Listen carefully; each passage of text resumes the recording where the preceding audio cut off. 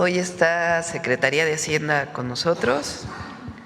Está el secretario Edgar Amador, secretario de Hacienda y Crédito Público. Está Carlos Lerma, subsecretario de Ingresos.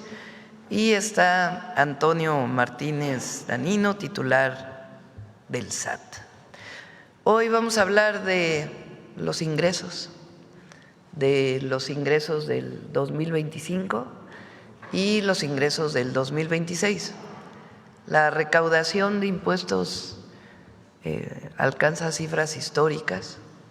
Como lo dije el domingo en el evento del Zócalo, son 500,000 millones, poco más de 500,000 millones adicionales de ingresos este año, de los cuales cerca de 200,000 vienen de aduanas, sin realmente haber aumentado impuestos ni derechos. Es prácticamente la actualización lo que se hizo este año.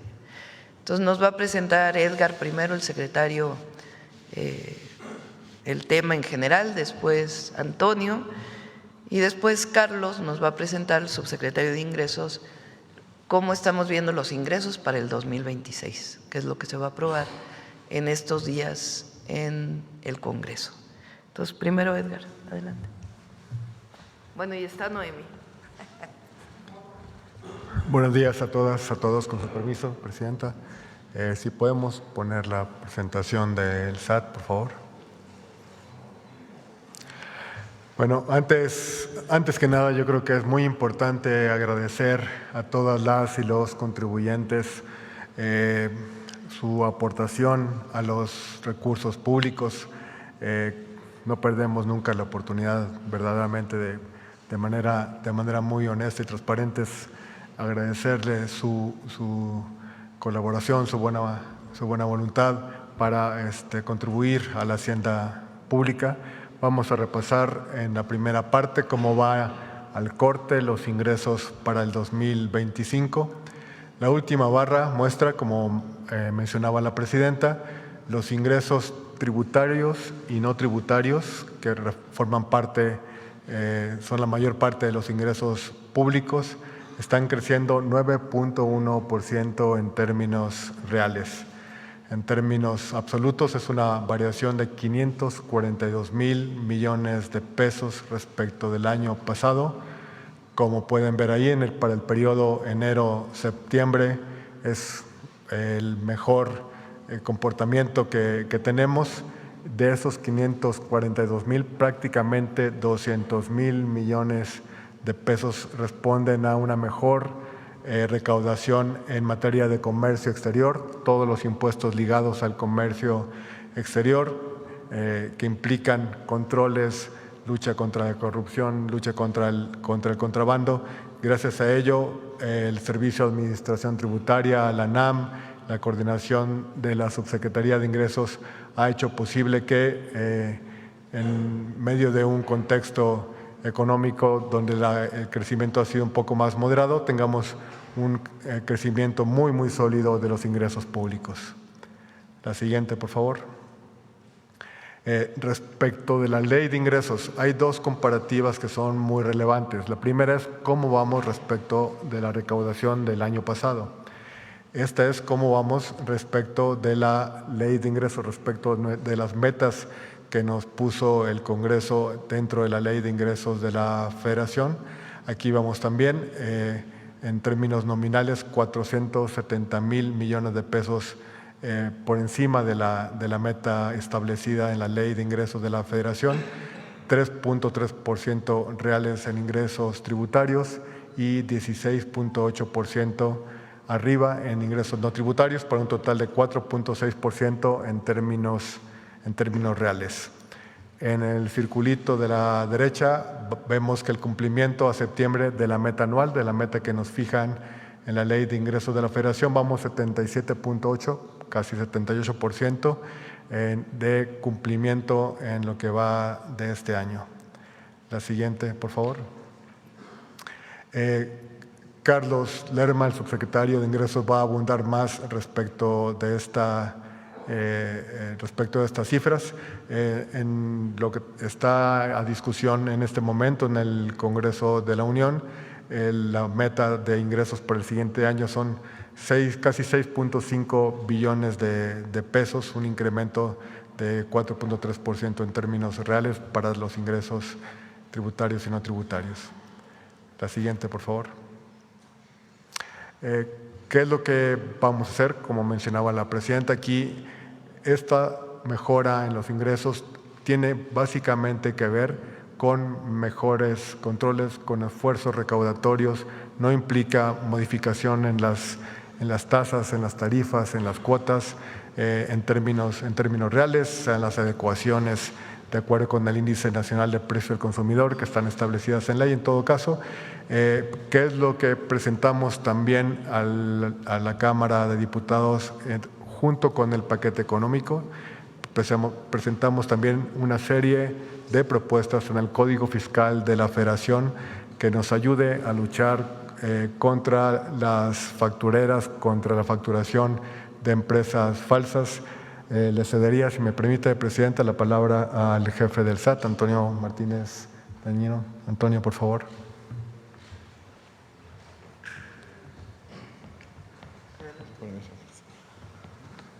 Con su permiso, Presidenta. Muy buenos días a todas y a todos. Secretario, subsecretario Noemí, gracias. Los resultados que acaba de mostrar el secretario de Hacienda son resultado de una recaudación histórica gracias al liderazgo de la presidenta, la doctora Claudia Sheinbaum Pardo, al fortalecimiento de la economía y pues que a todas y a todos los contribuyentes han cumplido. Hemos hecho algunas modificaciones, tanto internas en el SAT como las que se encuentran ahorita en el Congreso. La siguiente, por favor. Seguimos trabajando en favor de la sociedad e implementando controles para evitar la evasión fiscal. Una medida de control ante la inscripción de empresas falsas fue la modificación al proceso de inscripción al Registro Federal de Contribuyentes y a la firma electrónica con la que las empresas pueden facturar. El RFC y la firma ya no se dan el mismo día como se hacía antes, con el propósito de tener un mayor control de la facturación. Ahora las empresas deben comprobar que el domicilio es realmente el que están registrando y no de un socio o accionista que puede ser testaferro y puede simular las operaciones para no pagar los impuestos. Estas medidas son para reforzar el piso parejo en el pago de las contribuciones y en el bienestar de todas y todos los mexicanos. La siguiente, por favor. Combate a factureros. Esto se encuentra ahorita en el Congreso. Hubo una reforma constitucional el año pasado, se reforma el 19 de la Constitución, en el que la venta de facturas falsas ahora es un delito que implica una afectación grave al fisco federal. ¿Qué hacemos? Pues tenemos que modificar ahora el Código Fiscal para traer el artículo 19 constitucional al Código. ¿Y cuáles son las modificaciones?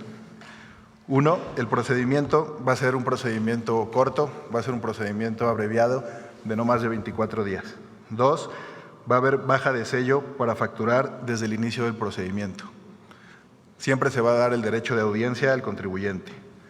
Tres, los socios, accionistas, representantes legales que vendan facturas, pues ya no van a poder inscribir otra empresa y quien las compre se van a tener que corregir, sino también se les va a bajar su sello de facturación. Siempre se va, como ya lo comenté, a respetar el procedimiento de garantía y lo que se propone ahora va a ser prisión preventiva oficiosa para todas estas personas que no son contribuyentes y que están afectando al fisco federal. Todas estas medidas pues son para el beneficio de la población y para poner piso parejo en el pago de las contribuciones. Y esperamos que estas modificaciones se puedan aprobar. Como ya lo comentamos, hoy en día están en el Congreso. Muchas gracias.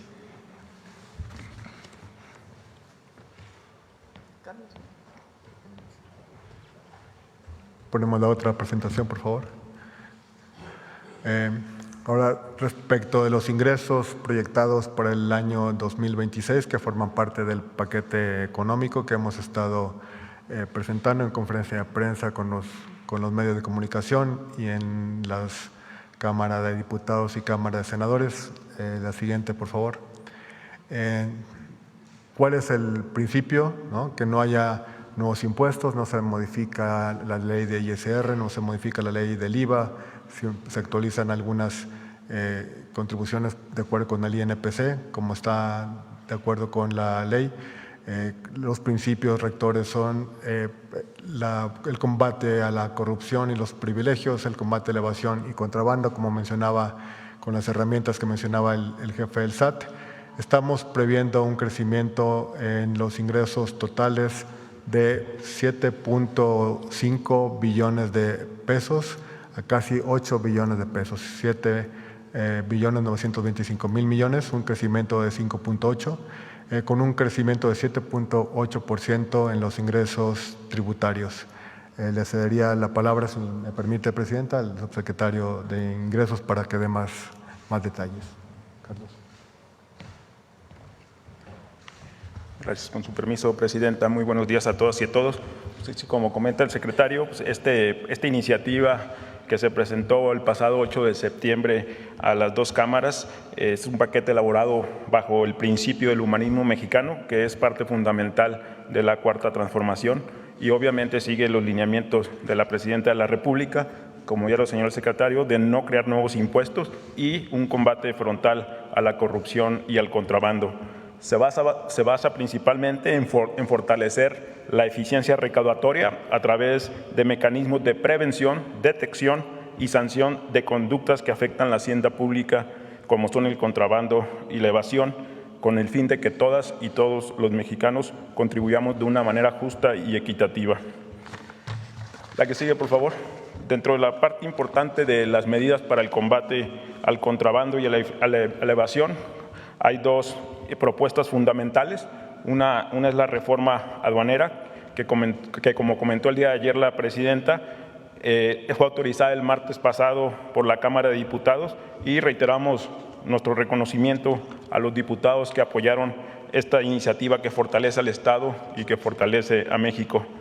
Esta reforma también será discutida la próxima semana en el Senado, y estamos convencidos de que con las acciones que se están proponiendo más las que se están implementando, reforzarán el marco jurídico y podremos continuar cerrando los espacios a la ilegalidad y continuar con resultados favorables como los que se han obtenido hasta la fecha en la recaudación aduanera. A septiembre de este año, los ingresos en las aduanas van 200,000 millones de pesos arriba de lo que íbamos en septiembre del 2024, lo que significa un 18.3% adicional al año pasado.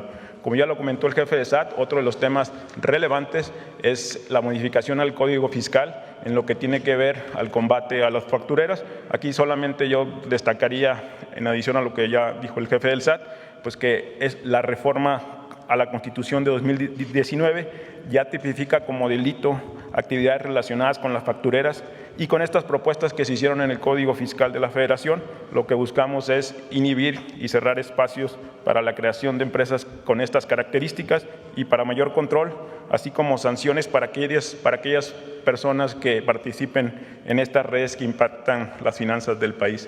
La que sigue, por favor. También este paquete económico y particularmente el paquete de ingresos tiene una parte muy importante para coadyuvar al Plan México. Hay una serie de medidas que se toman en las diferentes leyes que se están planteando como iniciativas. Una es para apoyar a la planta productiva nacional y apoyar también la sustitución de importaciones. Se está preveyendo una serie de modificaciones aranceles de los productos y de las industrias sensibles del país. También algo muy importante que ha tenido mucho éxito durante este año es el programa de regularización que está vigente para pymes. Lo estamos proponiendo ampliar, y además en este año el tope de las empresas que podían acceder a estos beneficios era hasta 35 millones. Estamos contemplando ampliarlo a 300,000 a empresas que tengan ingresos hasta 300 millones, lo que implica que podrá haber más empresas que se beneficien de este esquema de regularización, que, dejarlo muy claro, no significa condonación de impuestos, solamente descuento en multas y recargos que se hayan generado por el principal. Otro tema bien importante que estamos también incluyendo es un esquema de repatriación de capitales, precisamente que apoyen a las inversiones que se están contemplando en el Plan México. Otro de los temas también relevantes, se están otorgando facilidades para la Copa Mundial de 2026, un evento que sin lugar a dudas traerá beneficios muy claros y contundentes para México. De acuerdo a los números de la Secretaría de Turismo, estamos esperando en este caso 5.5 millones de turistas adicionales al crecimiento que ya teníamos, lo que significa un impacto de entre 1.800 y 3.000 millones de dólares adicionales en divisas por turismo, y obviamente una generación de empleos.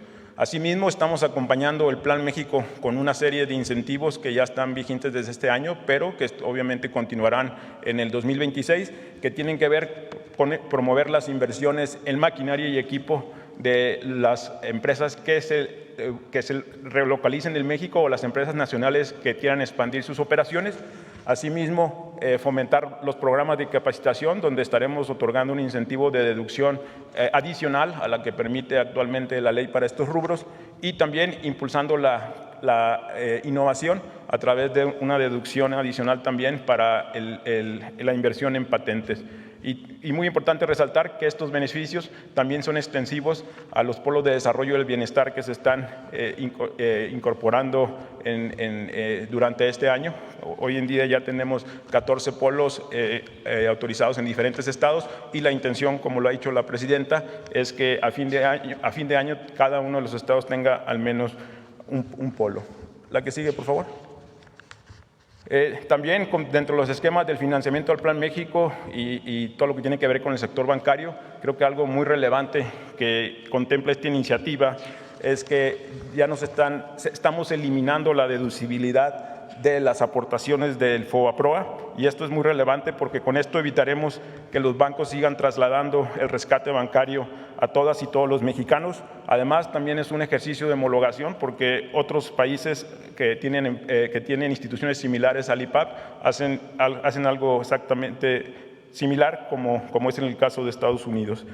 Otro de los temas, estamos también actualizando las cuotas de inspección y vigilancia del sector financiero, que no se habían actualizado desde el 2011, y esto es con el objeto de fortalecer al regulador y tener un sistema financiero en beneficio de los ahorradores mucho más sólidos. También estamos modificando unos reglamentos en la ley del IVA que nos permitan atraer más inversión extranjera en fondos. Particularmente estamos modificando los esquemas de retención en operación de préstamos de valores para darle mayor profundidad al mercado de deuda y que permita financiar proyectos productivos en el país, y además de fomentar la inversión de extranjera directa, actualizando algunos de los requisitos que tienen los fondos extranjeros para invertir en México. La que sigue, por favor. Y ya por último, comentarles que este paquete económico, como lo señalaba al principio, está fundado en los principios del humanismo mexicano y también en supuestos muy sólidos. Primero está el cierre y la continuidad del ejercicio 2026, está sustentado en una economía fuerte y estable. Estamos estimando en las variables macroeconómicas que también se pusieron a disposición del legislativo, un crecimiento entre 1.8 y 2.8. Estamos contemplando un peso competitivo y una inflación en el rango de la meta de Banjico. También estamos estimando un comercio exterior robusto que continúe con la dinámica, y además prevemos mucho menos incertidumbre que lo que ha pasado en este año derivado de los diferentes cambios en las políticas comerciales de otros países. Y por supuesto, también las premisas que estamos proyectando están basados en un consumo interno fuerte, básicamente por el incremento que se ha dado en el salario mínimo de más de 130%, y que la presidenta continuará con esta política. Estos ingresos que llegan a los mexicanos y a las mexicanas en términos reales permite un mayor consumo y permite un mayor dinamismo de la economía, así como mantener un empleo en mínimos históricos por debajo del 3%. Con esto, la meta estimada es llegar a 8.7 billones, cifra que será una cifra histórica y que representa solamente el incremento en términos reales de más de 500,000 millones de pesos, 1.5% del PIB, y por primera vez superaremos en términos de ingresos tributarios la relación de 15.1% de ingresos tributarios versus PIB. Algo muy importante es que este paquete económico está basado, como ya lo señalaba, en los principios del humanismo mexicano, garantiza un balance entre la responsabilidad fiscal y la suficiencia recaudatoria, proporcionando un marco de certidumbre para los contribuyentes y para el país, y muy importante, permite recaudar los recursos necesarios para financiar los programas del bienestar, la inversión en infraestructuras, trenes, carreteras y todos los proyectos a los que se ha comprometido la presidenta. Asimismo, seguir otorgando todos los servicios públicos significa más escuelas, más maestros, más hospitales, más doctores, más enfermeras, más seguridad, etcétera, etcétera. Todo esto cerrando las brechas que se crearon en los gobiernos neoliberales, con un enfoque que se basa en el principio de la cuarta transformación: por el bien de todos, primero los pobres. ¿Es cuánto, presidenta? Bueno, pues esta es la información. A ver, pon la primera. Este es enero-septiembre de todos los años, ¿verdad? En enero-septiembre del 2019, la recaudación llegaba a los 3 billones. 1 billón en México, como lo contamos, es 1.000.000 de millones, o sea, 12 ceros. Son casi 3 billones. A septiembre de 2025, la recaudación es de 4.6 billones. Obviamente aquí pues hay una parte de inflación, pero de todas maneras, ¿este es nominal o real? Nominal. De todas maneras, fíjense, del 2024 al 2025 es 9.1%, es decir, en términos reales, incluso descontando inflación. Así que un aplauso para el equipo de la Secretaría de Hacienda y un aplauso más grande para todas las mexicanas y mexicanos. Esto muestra, pues, no solamente una confianza en que los recursos se utilizan de manera transparente y honesta, sino el cumplimiento del pago de impuestos y derechos del 99.9% de las y los mexicanos, o el 99.99999%. Por cierto, la mayoría de los empresarios, yo diría casi todos, con muy pocas excepciones, pagan sus impuestos. Hay algunos que no, pero la mayoría, y también un agradecimiento, porque hay un pago a tiempo de los impuestos, y esto ya incluye el regreso del IVA, del ISR. ¿Por qué no platicas, Tony? ¿Cuánto IVA se regresó este año? ¿Y cuánto ISR? ¿Cuántos? Gracias. De enero a septiembre se han devuelto de IVA, de impuesto al valor agregado para pequeñas, medianas, grandes empresas, aproximadamente 630,000 millones de pesos. Es un monto superior 2% al año pasado. Y de la declaración de las personas físicas se devolvió de impuestos sobre la renta 40,000 millones de pesos. Y los contribuyentes han cumplido.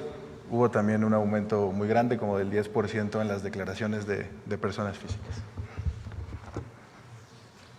Digo, para aquel que diga, dejen la gráfica, para aquel que diga que no se devolvió el IVA o no se devolvió el ISR, en tiempo y forma se devolvió de acuerdo con la ley, lo que establece que debe regresarse en IVA y en ISR.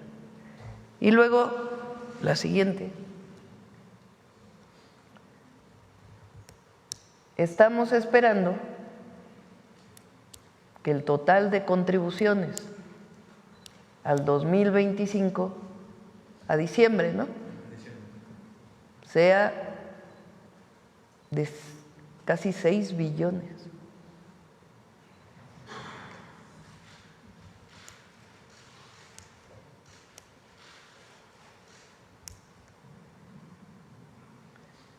Representaría incluso casi 5% más de lo que presentamos en la Ley de Ingresos.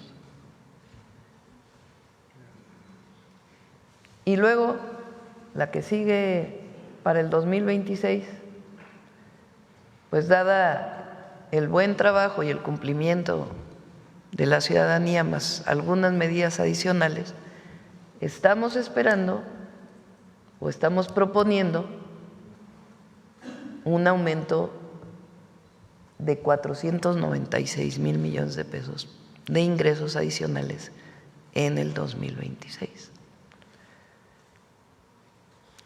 ¿A dónde va este recurso? Programas de bienestar, obras de infraestructura, educación, salud, vivienda, esencialmente, porque los gastos del gobierno se han reducido, los gastos operativos, sin afectar obviamente la operación de la gente. Bueno, ahora sí vamos a las preguntas. Vamos a ver quién no ha preguntado recientemente.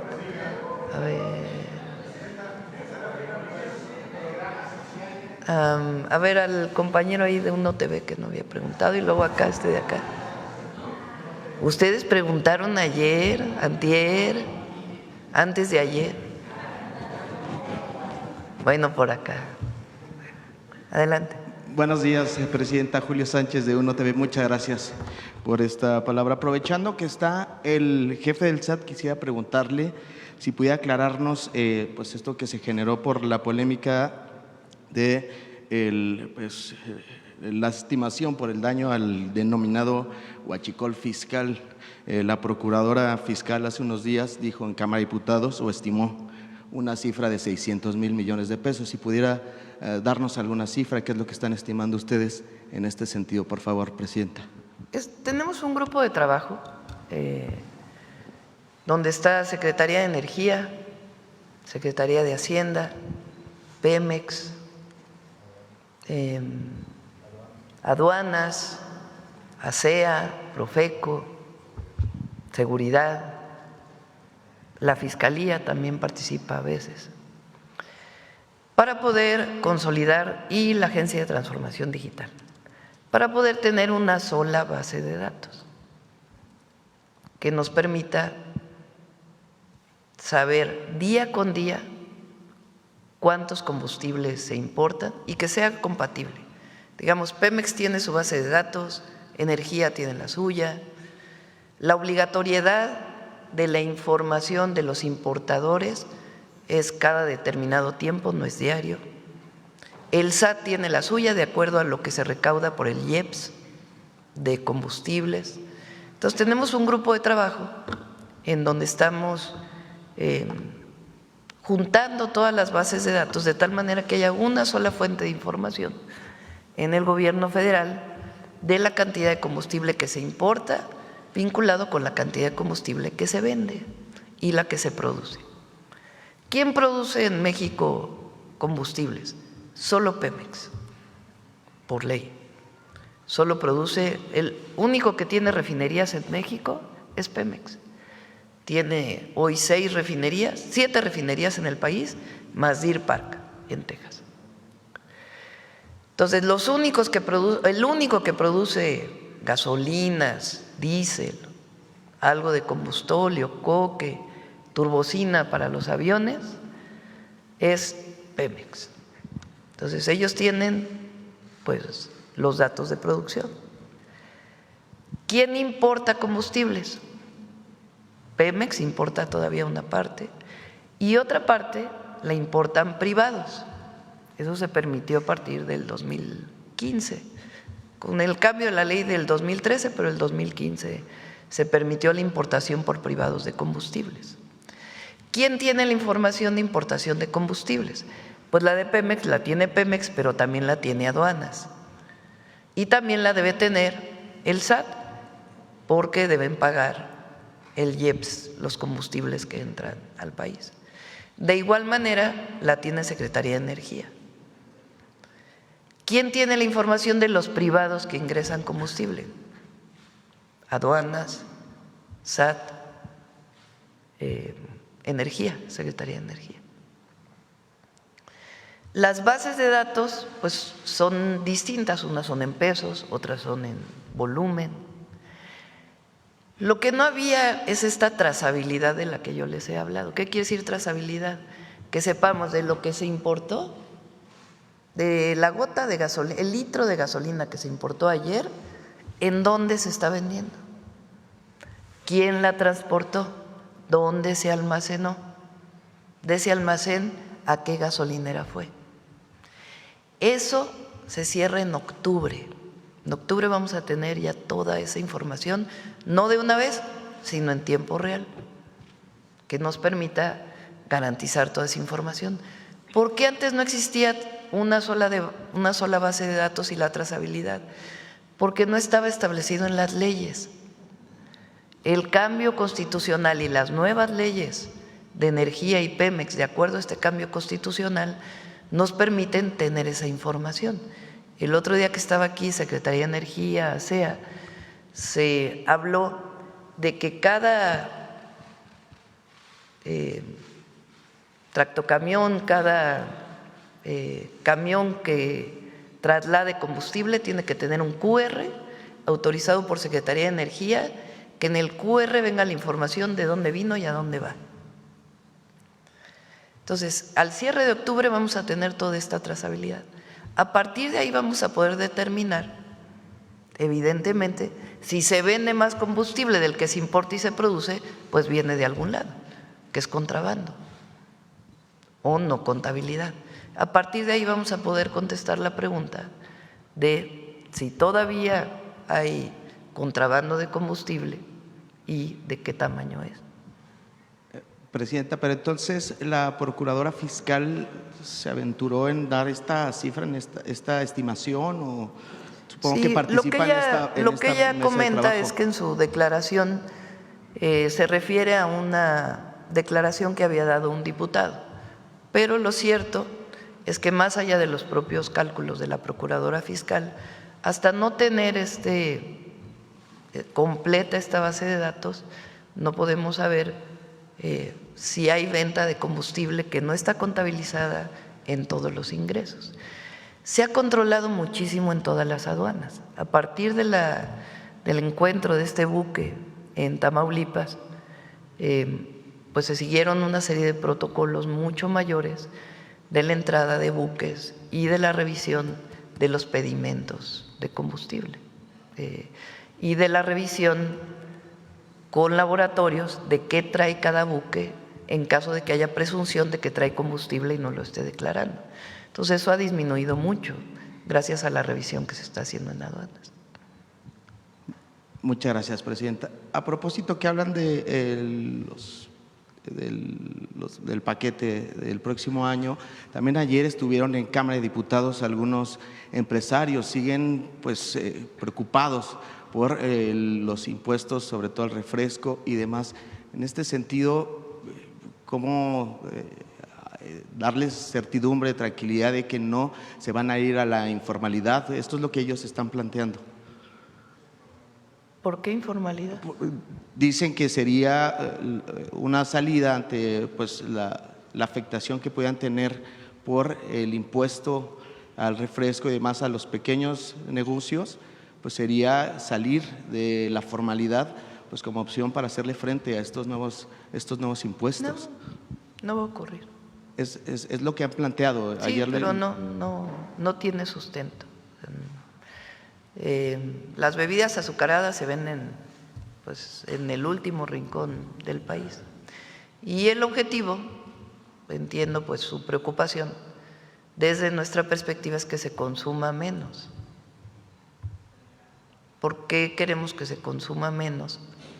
Pues porque el exceso de consumo de bebidas azucaradas está demostrado científicamente que provoca daños a la salud. Entonces, hay pláticas con ellos, con Secretaría de Salud, y puede seguir habiendo, porque deben promoverse pues bebidas más saludables, ¿verdad?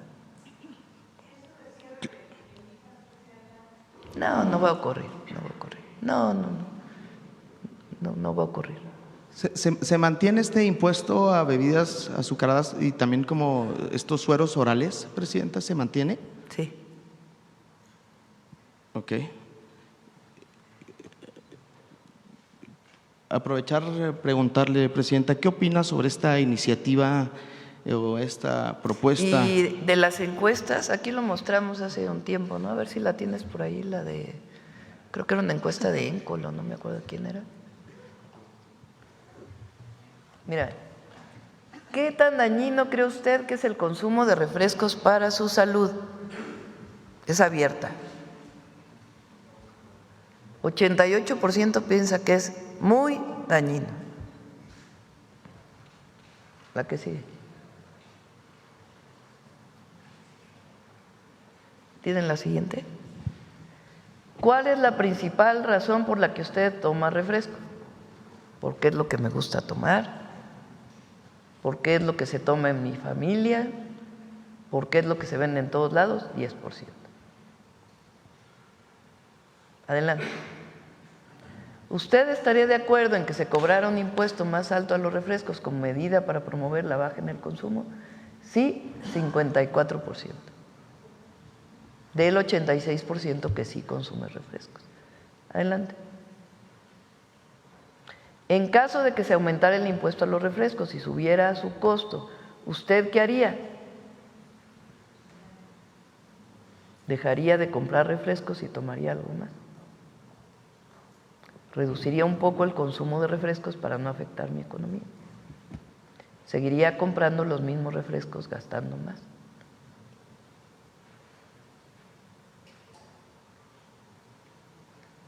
Una lata, ¿cuánto más puede costar, Carlos? $1. Entonces, si se toma una diaria, por decir algo, entonces son $30 al mes. Si ya no se toma esa diaria, pues entonces en vez de tomar una diaria, se tomaría 4 veces a la semana. Tampoco es tanto, ¿verdad? Y lo que si se llega a recaudar, se va directo a la atención a diabetes e hipertensión.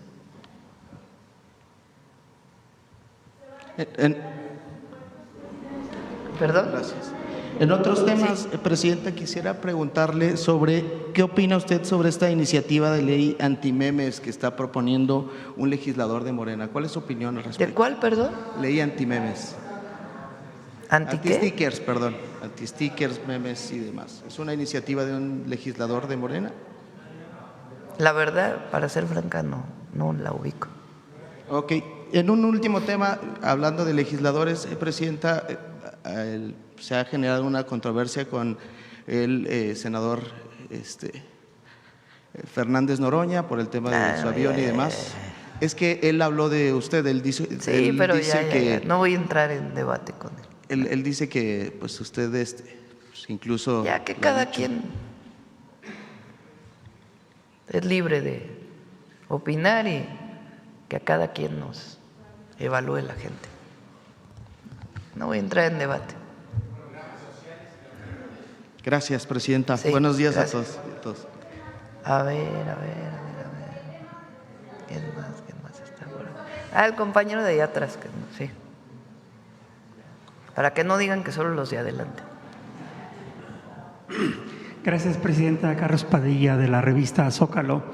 Presidenta, nos enteramos de su reunión de ayer con empresarios de 11 países. Si nos puede detallar los alcances de esta reunión, cuáles fueron los objetivos, qué se logró, porque a veces la información es muy parca, ¿verdad? Si nos puede ampliar esta información, por favor. No tenía un objetivo de llegar a una conclusión. Ellos nos pidieron venir a México. Está pues el administrador, digamos el CEO, como se dice en inglés, de uno de los fondos más importantes, el presidente o responsable ahora del Foro Económico Mundial y varios empresarios que se reúnen muchas veces en Davos y solicitaron reuniones en México y que fueran secretarios a platicar cuál es el Plan México. Y me preguntaron si podía darles una plática sobre el Plan México y así fue. Hicimos una presentación de las principales fortalezas de la economía de México, lo que es el Plan México, por qué estamos planteando los objetivos, cómo vemos el país hacia adelante, nuestra perspectiva de la relación con Estados Unidos y con Canadá y con todos los países del mundo.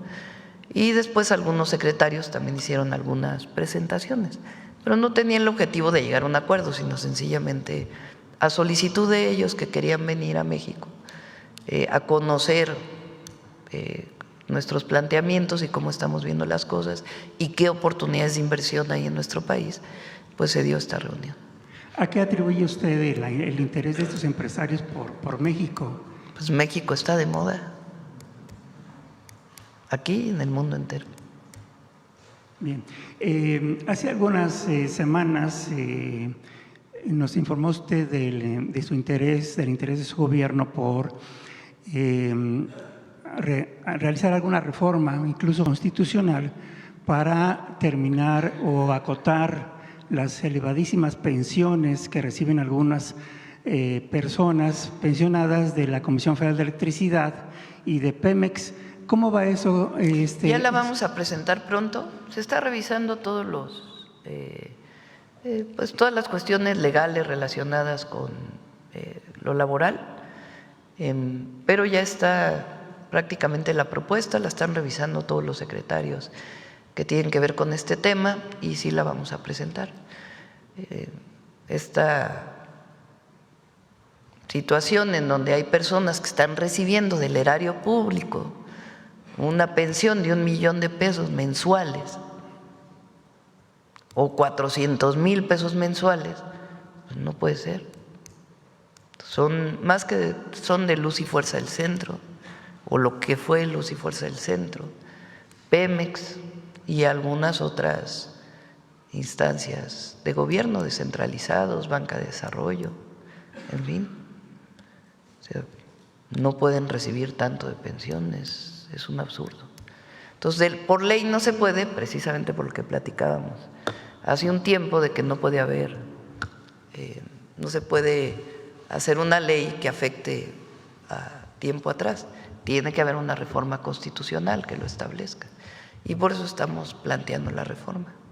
¿Nos podría adelantar algunos detalles? Porque cada mes estas personas se están robando a la nación, presidenta. Sí, ya yo creo que de esta semana, hacia finales de octubre, la presentaría. Bien, gracias. Bien. A ver, ¿quién más? A ver, el compañero, para que no diga. Gracias, presidenta. Primero, qué bueno que ya le informaron acerca de la declaración de la fiscal, sí, de la procuradora fiscal. No se había mentido sobre el tema. La procuradora dice que fueron reportados no es estimación, no menciona al diputado, dices fueron reportados. Supongo que es la Secretaría de Hacienda quien los reporta, o las aduanas. A ver, ella lo que me comentó ayer que hablé con ella, que vi el video que se subió, me dijo que se refería a lo que había declarado el diputado. No hay un dato de Secretaría de Hacienda oficial de cuánto recurso significa el contrabando de combustible. No existe a la fecha. ¿Por qué no existe? Precisamente porque tenemos que cuadrar toda la información.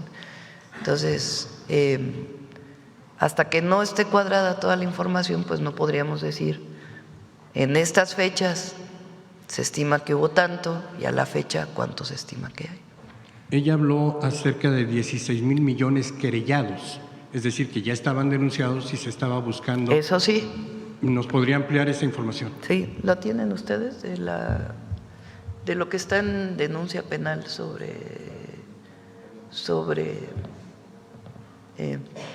contrabando de combustible?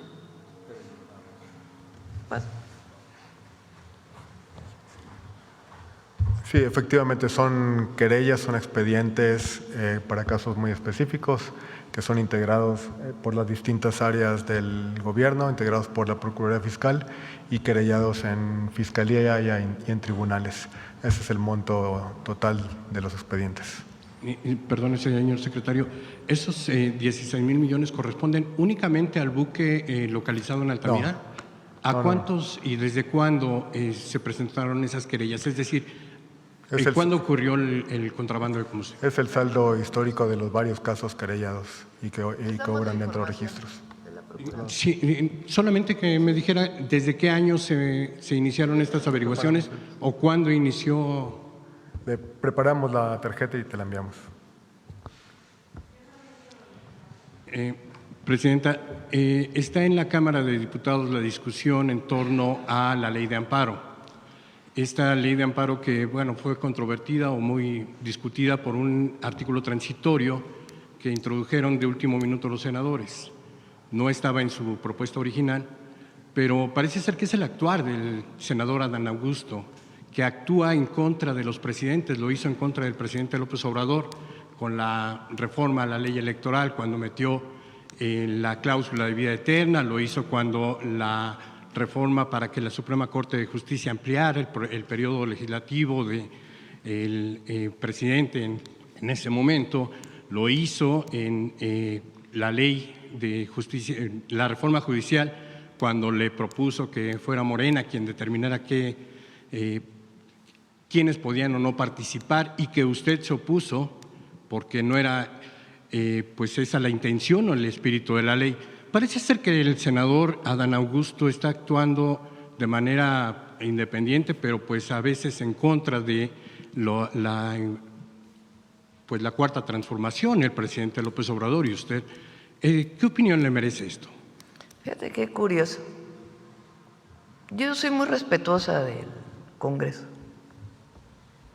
Hay la idea de que la presidenta decide todo, que soy autoritaria y que lo que pienso yo, lo que decido yo es lo que ocurre en todos lados.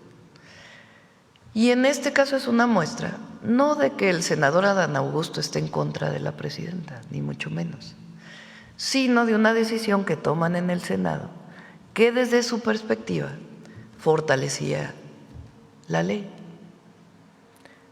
Cuando se publica decimos, bueno, no quedó muy bien la redacción, hay que fortalecer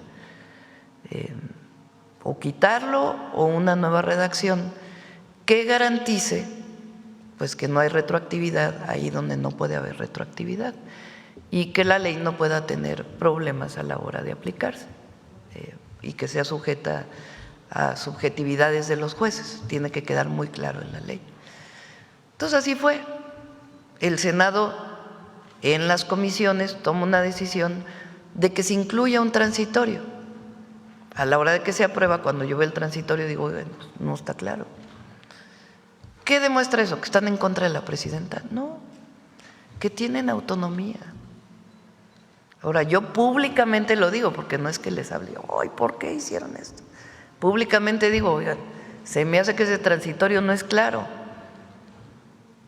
Les hacemos una propuesta desde aquí, públicamente, para que quede más claro, para que lo retome la Cámara de Diputados, si así lo considera. Y vamos a ver, pues, cómo lo considera la Cámara de Diputados. Pero son decisiones que se toman en el Senado. Están en comunicación, sí, con el Gobierno de México, pero tienen autonomía los senadores para proponer, pues, fortalecer o no una ley, y a veces están totalmente de acuerdo. Y ellos consideraron que ese transitorio era muy relevante. Y de acuerdo con lo que me han comentado los abogados, es relevante en el sentido de que, de acuerdo con decisiones que ha tomado la Corte, hay partes de la ley que siguen los nuevos procedimientos, o hay partes de los juicios que van a seguir los nuevos procedimientos y otros que tienen que quedarse con los procedimientos anteriores. Y eso debe quedar claro en la ley. La pregunta, Presidenta, no es si usted los gobierna o los manda. Entiendo la división de poderes en el Estado mexicano, pero entiendo también que la Presidencia de la República, al menos en esta última fase de la historia moderna, es la conducción del país, la conducción hacia un proyecto que ustedes impulsan. Ese proyecto ha sido criticado severamente por medidas que se consideran autoritarias. Esas medidas autoritarias ni siquiera vienen dictadas en esta iniciativa. A ver, ¿cuáles medidas autoritarias? Por ejemplo, esta medida de hacer retroactiva la ley para tratar de sancionar a ciertos empresarios. Esto no es el espíritu de lo que ustedes dicen representar. Pero si tú hablas con los senadores y la propuesta que hizo aquí el ministro Saldívar, el sentido que tenía este transitorio, dicho por los propios senadores, es que hay una parte, de acuerdo con jurisprudencias de la propia Corte y la Corte, digamos, los ministros de la Corte de antes, que establecen que en ciertos procedimientos ya se siguen las nuevas leyes, la nueva ley, y en otros deben seguir las anteriores. Entonces era el objetivo del transitorio, no castigar a un empresario o ser autoritario. Lo que pasa es que la redacción, desde nuestro punto de vista, no es clara y debe quedar completamente claro para que no haya subjetividades. Pero no tiene que ver con el autoritarismo de un senador u otro, sino con una consideración jurídica que debía quedar en la ley. Al no quedar claro, pues es mejor que se redacte nuevamente. Ajá. Esto también porque, de acuerdo con los criterios de la antigua Suprema Corte de Justicia de la Nación, estarían o tendrían prioridad los derechos humanos, los derechos de las personas. Eso es un criterio que se adoptó desde 2011 hasta ahora, pero con esta medida pues se estaba violentando. Usted ha hecho correctamente la definición, no corresponde a lo que tiene que ser. Pero bueno, quiero avanzar en el tema y quiero preguntarle, esta decisión pues de someterlo a un parlamento abierto, ¿no es muy apresurado 2 días el fin de semana? ¿No se va a escuchar a la gente si hacen parlamentos abiertos, si no lo escuchan? En 2 días y en fin de semana, ¿no recomendaría usted que tomaran un poco más de tiempo o por qué la prisa? Hay una nueva Corte y la reforma al Poder Judicial constitucional no solamente establece que jueces, magistrados, ministros, juezas, magistradas, ministras, sean electos por el pueblo o elegidos por el pueblo, sino que también establece que deben recortarse los tiempos para la impartición de justicia. Ya está en la Constitución. ¿Qué tiene que ocurrir para que la Constitución se cumpla? Modificar 4 leyes que permitan que en efecto, en vez de juicios de 20 años, se reduzcan los tiempos para garantizar la justicia. ¿Qué tiene la ley de amparo? ¿Qué cambia en la ley de amparo que se está proponiendo? 1, reducir los tiempos. ¿Qué sigue garantizando? Porque no concuerdo contigo en que no se garantizan los derechos humanos con esta ley. Se garantiza el amparo, que es una de las figuras más importantes de nuestra Constitución y nuestra ley desde el 57. Se garantiza el amparo. ¿Qué es el amparo? La protección del ciudadano frente a un acto de autoridad. Si una autoridad acusa a un ciudadano de algo, la Fiscalía acusa a alguien de cometer un delito, la persona tiene derecho a ampararse y poder conseguir una suspensión. Y que la suspensión, si es a favor de quien está solicitando el amparo, le permita no ser detenido, por ejemplo, o no llevarse a cabo el acto de autoridad hasta que no se cumpla de fondo. Después viene una siguiente suspensión y después ya va el juicio de amparo. El juez determina, de acuerdo con el amparo y las condiciones de la acusación, si tiene derecho a la suspensión o no, aunque el juicio de amparo siga. ¿Qué queremos? Pues que no lleven, para protección también del ciudadano, pues que no se lleven 15 años un juicio de amparo, sino que se haga más expedito. Entonces, la ley tiene como propósito fundamental disminuir los tiempos. ¿Quién lo determinó? El cambio en la Constitución. Entonces, esa es la primera. Pero se salvaguarda el derecho del ciudadano a ampararse frente a un acto de autoridad, totalmente salvaguardado. ¿Qué se ha planteado? Que puede ser cuestionado. Que cuando la UIF congele una cuenta, no se permita la suspensión. Porque ¿qué es lo que pasa? Se congela una cuenta por presunto lavado de dinero.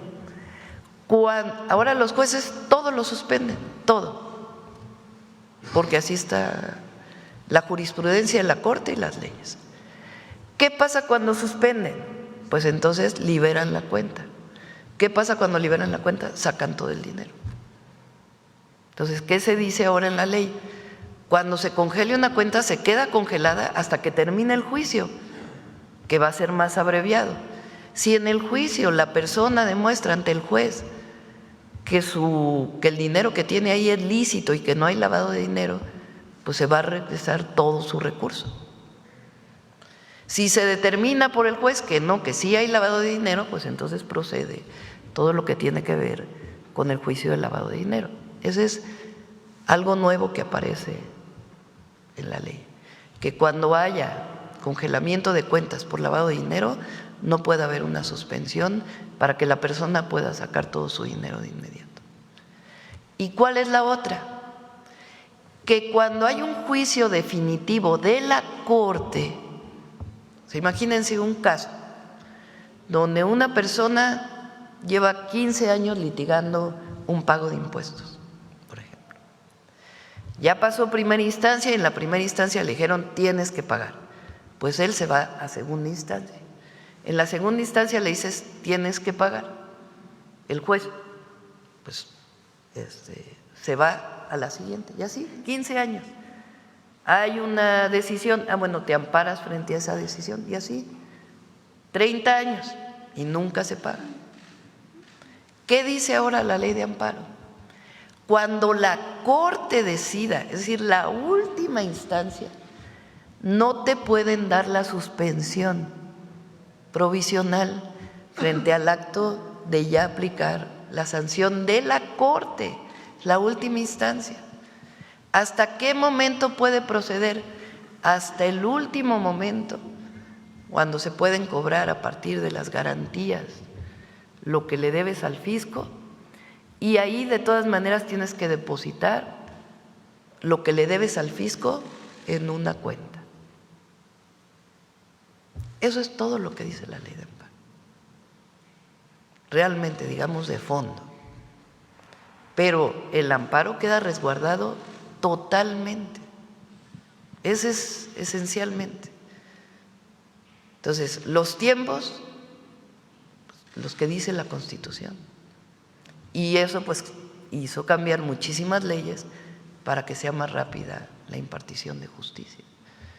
Entonces, quien diga que el gobierno le está quitando el derecho al ciudadano de ampararse es falso. Quien diga que le está quitando el derecho de la suspensión provisional es falso, absolutamente falso. Son esas tres medidas principales que están en la ley de amparo. Presidenta, finalmente preguntarle, vemos una recaudación récord en aduanas. ¿Por qué o de dónde surge esa recaudación? ¿Qué fue lo que mejoraron o qué fue lo que descubrieron? Y sobre todo, bueno, pues ahora si logran esta recaudación a través del combustible que se trafica ilegalmente por aduanas, pues ¿cuánto es lo que calculan van a alcanzar en este año o el próximo? Bueno, se establecieron más controles en las aduanas, tanto de Hacienda como de la propia Agencia de Transformación Digital, que hoy permite que toda la tecnología que está en aduanas opere mejor.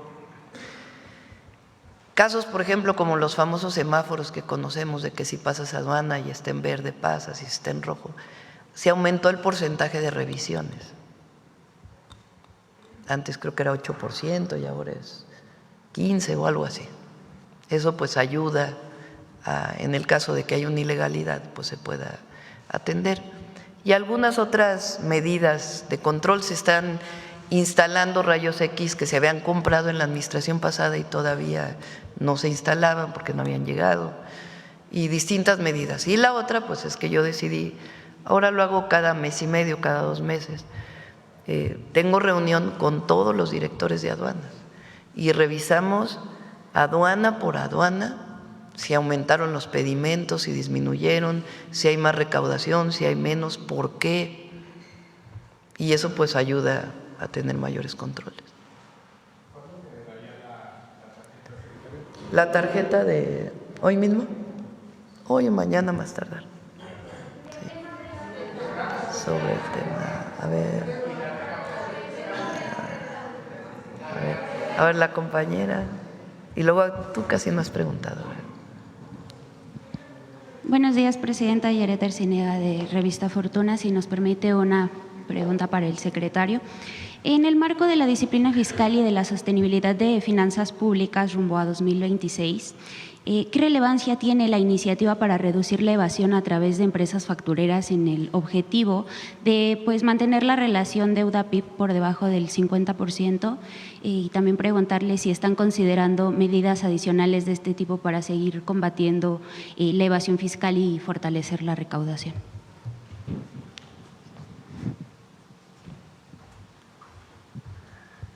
Empezaría por mencionar que la senda del cociente deuda-PIB es completamente sustentable. Ha sido reconocido recientemente por calificadoras, por analistas. Los mercados han reaccionado de manera bastante favorable a la presentación del paquete económico y sus proyecciones. Tenemos el tipo de cambio por abajo de 18.40, las tasas de interés han bajado tanto en moneda nacional como en moneda extranjera. Creo que todo eso denota una confianza en las proyecciones de corto y mediano plazo para el país. El Servicio de Administración Tributaria, la Subsecretaría de Ingresos, la Agencia Aduanal tienen pues, todo un paquete de estrategias y de tácticas y de herramientas. La lucha contra la elusión y la evasión es una de ellas, un componente muy importante, como mencionaba el jefe del SAT, es justamente de que estos contribuyentes que eluden sus contribuciones en un entorno en donde el 99.99% de los contribuyentes cumplen, pensamos que no es aceptable, es algo que nos incomoda mucho en la Secretaría de Hacienda, estas tácticas para eludir, y junto con la ley aduanera, el Código Fiscal de la Federación, los controles y los mecanismos que mencionaba la presidenta, el trabajo muy cercano la Agencia de Transformación Digital, que yo creo que se nos ha olvidado mencionarlo dentro de las herramientas que han contribuido a este mejor desempeño de los ingresos públicos. Justamente la propuesta que ponemos en el Código Fiscal de la Federación va en ese sentido, ¿no? De establecer un piso parejo para todos los contribuyentes y evitar que aquellos que no cumplen con sus obligaciones lo hagan de manera puntual, sino, como mencionaba el jefe del SAT y el subsecretario de Ingresos, está también pues, el menú de sanciones correspondientes. Muchas gracias. En el ámbito aduanero, ¿cómo se está comportando la devolución de impuestos al comercio exterior? En su más reciente informe de finanzas públicas mencionaron una recaudación adicional estimada de 70,000 millones de pesos derivada de las 1,400 nuevas fracciones arancelarias contempladas en la Ley de Ingresos.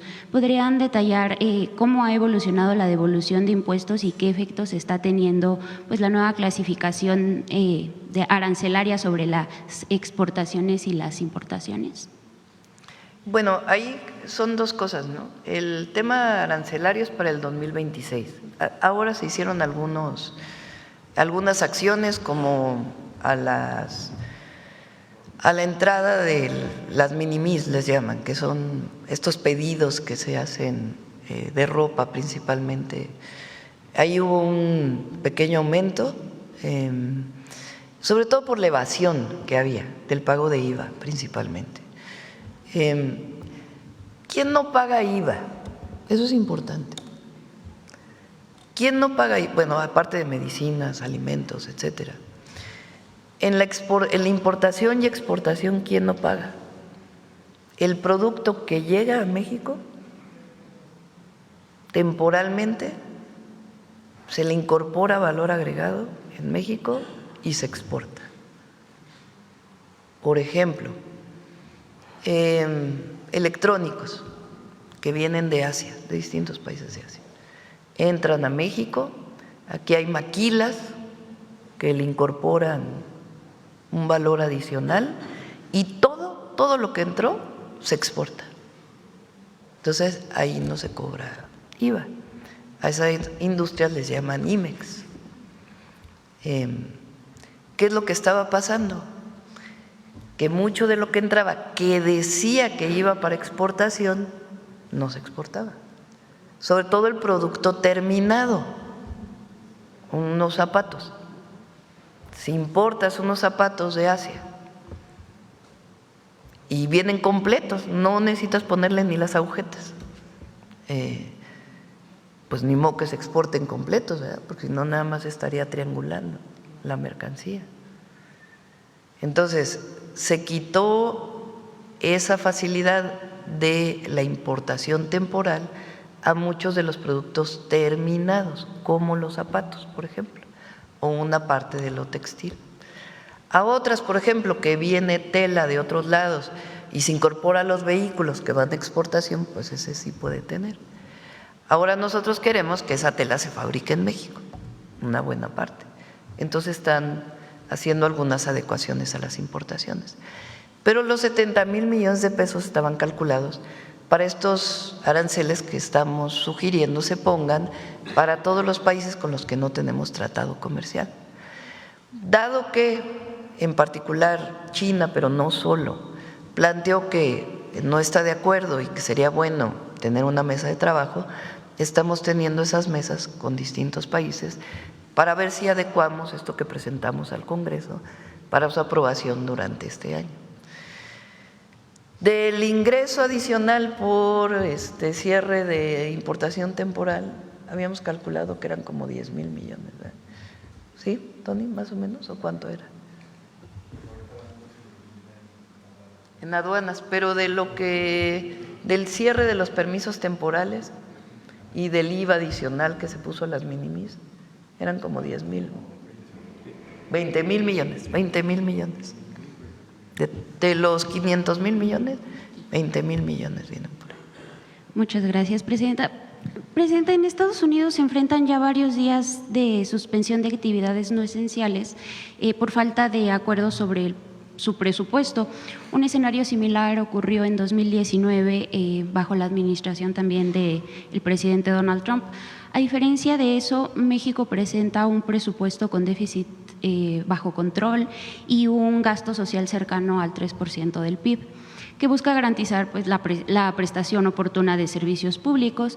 ¿Qué mensaje envía esto a los mercados y a los socios comerciales, especialmente frente a las críticas de que la inversión pública es insuficiente para detonar crecimiento y que la inversión privada se mantiene por debajo del 20% del PIB? Bueno, México, ¿por qué, don Pláticas, estimamos el cierre de la deuda respecto al PIB, etcétera, el déficit? Como se presentó en el paquete económico, se presenta el paquete económico al Congreso para el siguiente año, pero también se presenta una actualización de las proyecciones de cierre del 2025. Como mencionamos aquí en algunas ocasiones anteriores en la conferencia, debido al esfuerzo que estamos haciendo para apoyar a Petróleos Mexicanos, que creo que ha rendido frutos adecuados, hemos tenido Fitch, eso nos faltó también, digamos, comunicarlo. Fitch ya tiene a Petróleos Mexicanos un escalón abajo de grado de inversión. Eso es gracias a la estrategia de la presidenta de apoyar las finanzas de la empresa. Ese esfuerzo, junto con la modulación, digamos, de la trayectoria de gasto ante los eventos de la economía en Estados Unidos, hizo que lleváramos la proyección original de 4% a 4.3% del Producto Interno Bruto. Eso nos va a dar una relación deuda-PIB de 52.3 al cierre del trimestre, lo cual se compara muy favorablemente. A ver, los datos del FMI, en promedio, la relación deuda-PIB está arriba de 80% del Producto Interno Bruto. Entonces tenemos una proyección muy cómoda, digamos, respecto del promedio de los países de desarrollo similar, y eso creo que se refleja en un buen comportamiento de los indicadores macrofinancieros, tipo de cambio, tasas de interés. Vale la pena recordar las tasas tanto de Petróleos Mexicanos como de Comisión Federal de Electricidad, como de la Banca de Desarrollo y del país, del gobierno federal, se han movido hacia abajo de manera muy importante en los últimos 3 meses. Entonces creo que es un mensaje de que la conducción del país está mandando un mensaje de confianza a mercados e inversionistas en general. Muchas gracias. En esa misma línea, ¿qué resultados se esperan del presupuesto de egresos de 2026 en términos de rentabilidad presupuestaria y de eficiencia económica de los recursos destinados a infraestructura y programas sociales? El año que entra, ayer justo o antier lo estábamos viendo, la inversión estimada por presupuesto federal y estatales el próximo año, aunque obviamente se tienen que aprobar los presupuestos de los estados, es de 2.5% del PIB. Un punto del PIB son como 300, este año son como 380,000 millones de pesos. El año que entra esperamos una inversión un poquito mayor, pero por ahí, 2.5, 2.6 del PIB. Los programas de bienestar el año que entra representan más o menos lo mismo, 2.5, o sea, juntos son 5% del PIB, que son recursos que entran directo a la economía, sin contabilizar las compras públicas, que es otra parte muy importante. Muchas gracias, Presidenta. Aprovechando la presencia del jefe del SAT, preguntarle qué acciones se contemplan para hacer efectivos los cobros a contribuyentes con sentencias firmes que no han pagado sus impuestos. ¿El SAT puede proceder al embargo de cuentas en estos casos? En particular, ¿podría informar si Grupo Electra ha exhibido alguna garantía o reserva por los impuestos que adeuda y si el accionista principal podría ser considerado obligado solidario como lo establece la ley. Son una serie de pasos. Si quieren, en otra ocasión presentamos esa parte de qué es lo que dice la ley respecto a una vez que la Corte o un juez determina que se deben pagar impuestos. Son una serie de pasos que tienen que seguirse. Por cierto que ayer la Corte de Estados Unidos determinó un pago de impuestos de Estados Unidos, no la de México, un pago que tiene que hacer un empresario mexicano. Entonces, en otra ocasión, si quieren, ya que avance un poco más, presentamos qué tiene que hacer o sea, qué está en la ley para que una persona, una vez que haya una sentencia firme, garantice que debe pagar el impuesto que estableció el juez. Ya por último, Presidenta, ayer se dio a conocer la lista de candidaturas a presidir la Comisión de Derechos Humanos de la Ciudad de México. Sin embargo, algunos participantes han cuestionado la transparencia del proceso, ya que de 28 aspirantes solo avanzaron 8. Entre ellos personas cuya trayectoria no cumplía plenamente con los requisitos en materia de defensa de derechos humanos, incluyendo a Dolores González, hermana de la gobernadora de Morelos. ¿Tiene información sobre este proceso y qué acciones podrían tomarse para garantizar la transparencia e imparcialidad en la designación de quien dirigiría pues, una institución tan importante? Pues es el Congreso de la ciudad, ¿no?, quien tiene que explicar.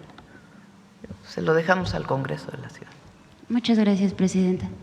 Bueno, vamos. La compañera atrás.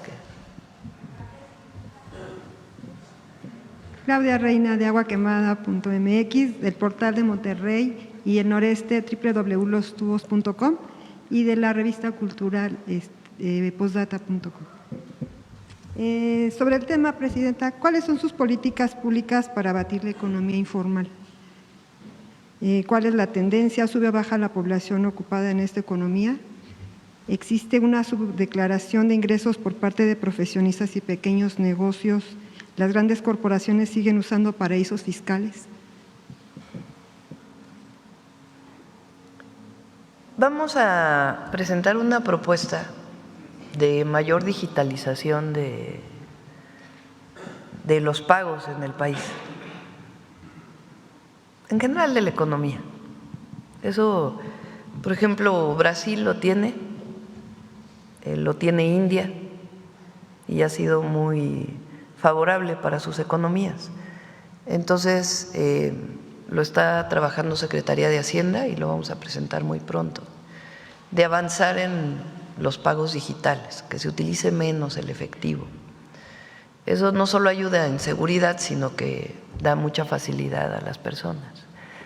Eso ayuda también pues a fortalecer la economía, lo que se llama la economía formal.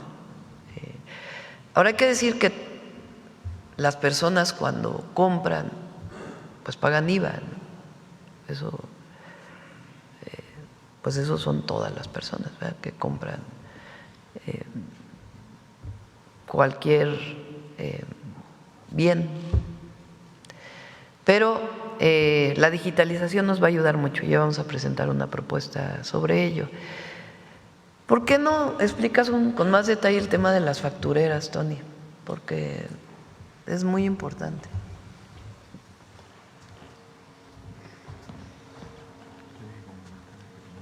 ¿Cómo? Sí. Del tema que comenta de pequeñas y medianas empresas, existe el RECICO, que es el régimen simplificado de confianza. Hemos tenido una muy buena aceptación en ese régimen fiscal, porque la tasa es directa al ingreso, son ingresos hasta 3.5 millones de pesos y la tasa hasta el 2%. Entonces, ahorita ya hay más de 2 millones de contribuyentes que están en ese régimen, que es el régimen simplificado de confianza, y modificamos para que no presenten la declaración anual, únicamente tienen que presentar las declaraciones mensuales. Del tema de las factureras,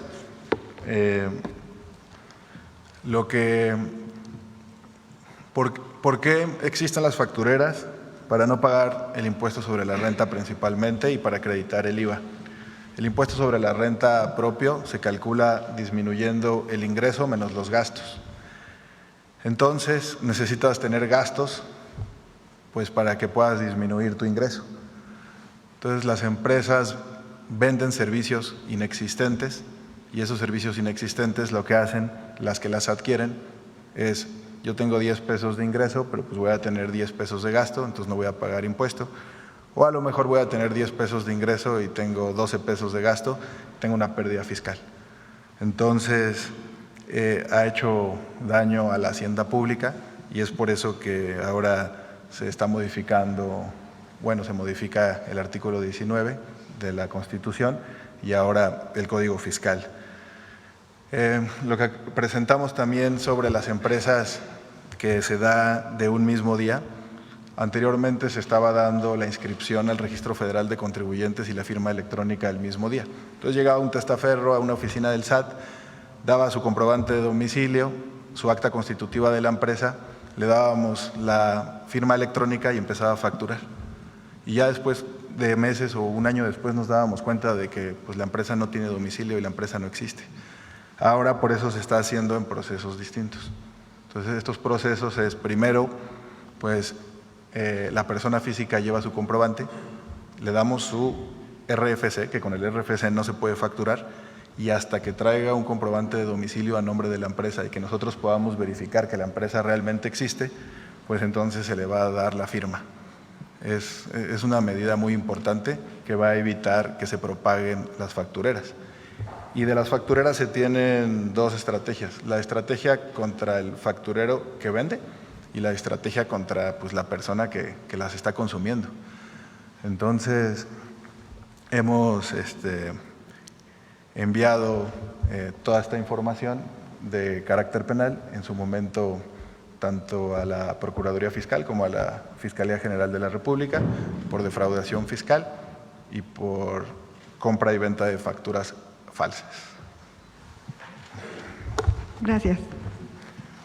Presidenta, en Agua Quemada detectamos que en la mañanera existen dos bloques, el de los medios corporativos como el Universal, Reforma, El Heraldo, Financiero, Proceso, y otros también del medio colaborativo operativos afines a la 4T, muy identificables por pleitesía que le rinden a usted cada vez que toman la palabra. Hay una minoría segregada en la mañanera, a pesar de que asisten todos los días a este ejercicio de libertad de expresión, pero ni participan en la rotación para las primeras filas ni les conceden la palabra. Entendemos que la democracia tiene por fin principal asegurar la igualdad, no solo de las posibilidades, de las oportunidades. Presidenta, ¿cómo resolver este problema antidemocrático? ¿Quiénes son los que no les damos la palabra?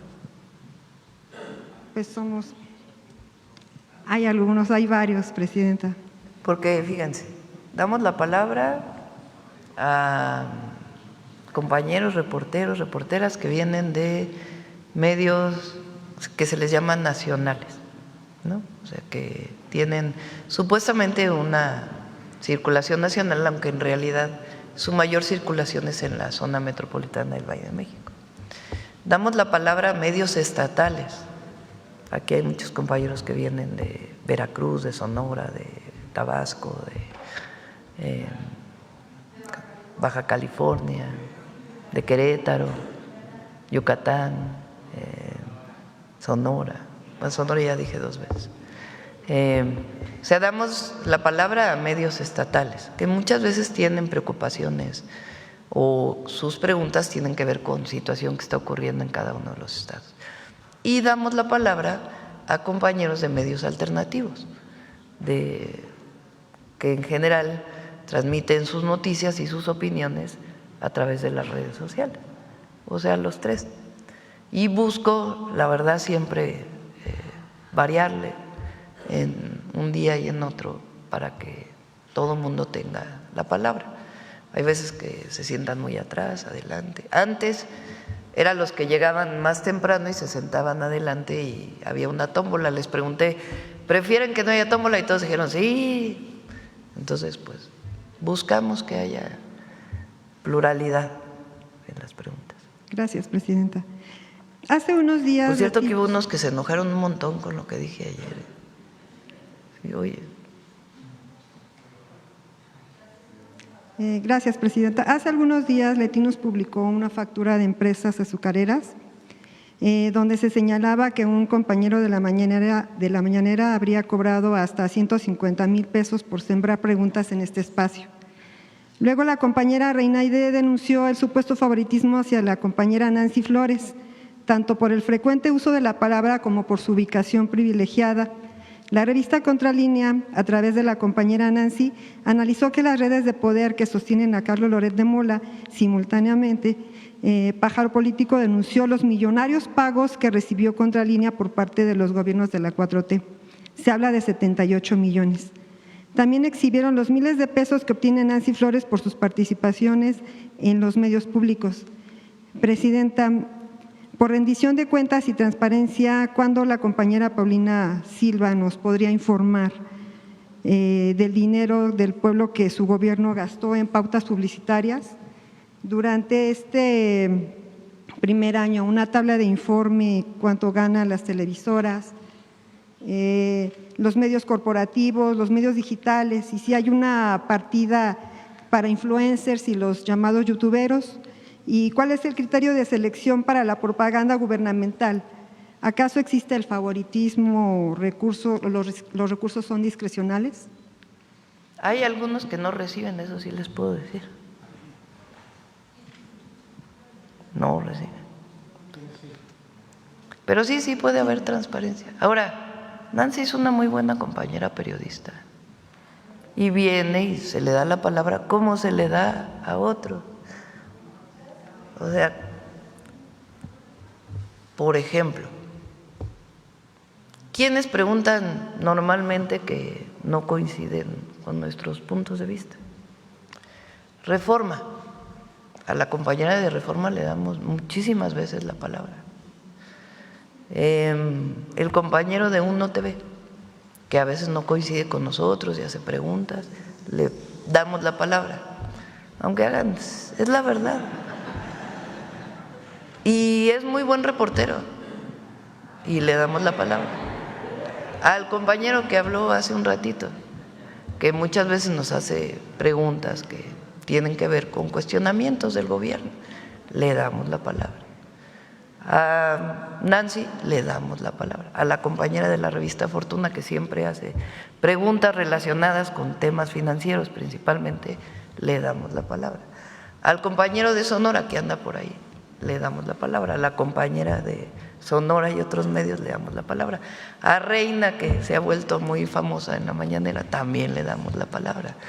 A los compañeros que tienen medios alternativos, le damos la palabra.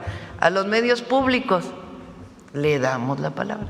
O sea, díganme, ¿a quién no le hemos dado la palabra? Pues… Aquí, bueno, a ti sí te hemos dado la palabra, hoy no, pero sí te hemos dado la palabra. O sea, ¿quién que haya venido a la mañanera no se le ha permitido hablar? A nadie. Todos tienen derecho a preguntar, a nadie se le corta que tome media hora, que tome 10 minutos, que tome 5, que tome 3. A nadie se le dice, oye, ya compañero, ya llevas mucho tiempo hablando. Entonces sí, hay transparencia, pero también tienen que reconocer que a todos se les da la palabra. Quien pregunta, quien solicita, proceso, que muchas veces pregunta temas sobre el gobierno que no está de acuerdo con nosotros, o temas que pudieran generar preguntas que no se ven normalmente aquí en la mañanera, se le da la palabra. A todas y todos se les da la palabra y a todas y a todos se les contesta. Si hay un tema que por alguna razón queda pendiente, lo anotamos y se trae a la mañanera. Si hay un dato que no tenemos en el momento, pues se informa, sea a todos o en particular al reportero o a la reportera.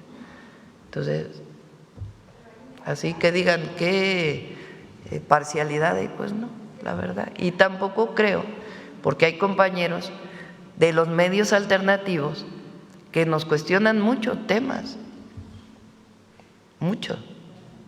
No es que los medios alternativos o los que transmiten en redes sociales, como dices tú, que nos rinden pleitesía, no es cierto. Muchos nos hacen preguntas importantes. Por ejemplo, Serrano, ¿cómo se llama el que estuvo ayer aquí? Vicente.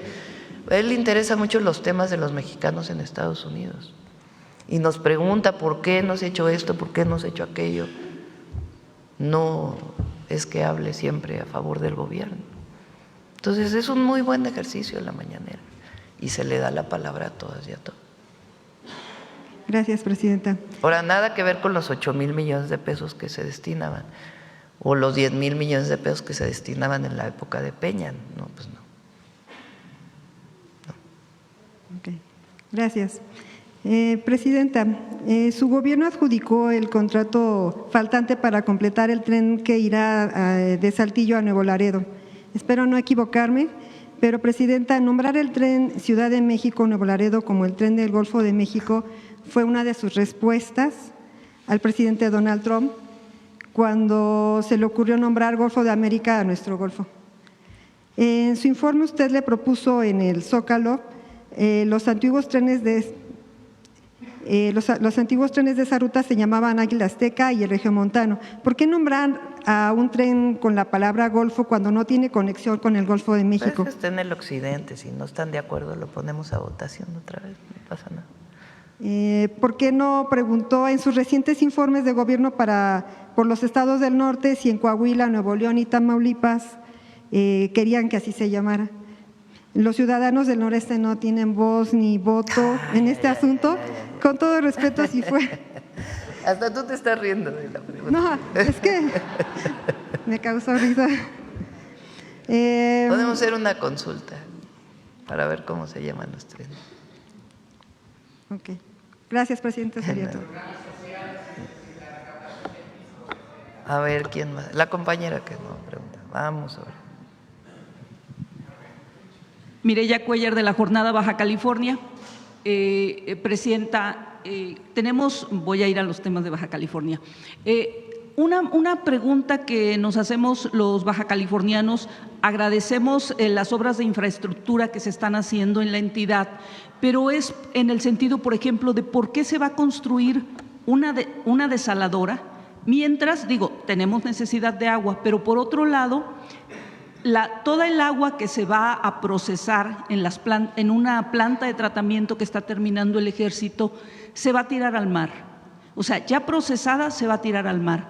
Algunos especialistas del Colegio de la Frontera Norte dicen que es mucho más barato esa agua que ya está procesada, reusarla, o sea, generar la infraestructura, en lugar de construir una planta desaladora por el impacto ecológico que tiene, y sabemos, que en Estados Unidos, por ejemplo, o California, no se pueden construir plantas desaladoras, y que además, por ejemplo, sería también más barato revisar toda la infraestructura de distribución de agua en la ciudad de Tijuana, porque más o menos un 30% del agua que llega, que sabemos que cuesta mucho porque viene del río Colorado, se tiene que poner en este acueducto desde Mexicali hasta Tijuana, atravesar la Rumorosa, y sin embargo esta agua después, cuando se distribuye en la ciudad, se pierde porque el sistema de distribución es muy deficiente. Algunos especialistas consideran